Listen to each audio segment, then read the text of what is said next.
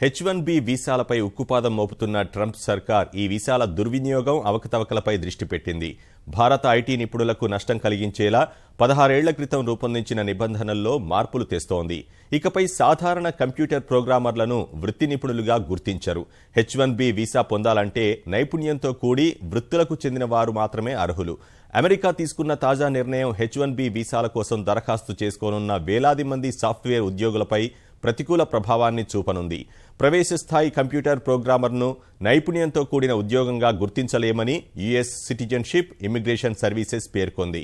2017 October నుంచి ప్రారంభం కానున్న వచ్చే ఆర్థిక సంవత్సరానికి H1B వీసాల కోసం ఇప్పటికే వేలాది మంది భారతీయులు దరఖాస్తు చేసుకుండగా 2000 డిసెంబర్ 22 నాటి నిబంధనల్లో ఒక్కసారిగా మార్పులు తెచ్చారు.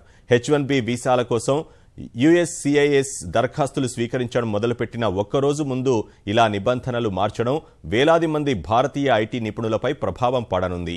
వీరంతా పాత నిబంధనల ప్రకారం దరఖాస్తు చేసుకోవడంతో ఇబ్బందిగా మారింది. కంప్యూటర్ ప్రోగ్రామర్గా H1B వీసాల కోసం దరఖాస్తు చేసుకునేవారు కేవలం ఐటీ ప్రావీణ్యం, జ్ఞానంతో వీసా పొందలేరు.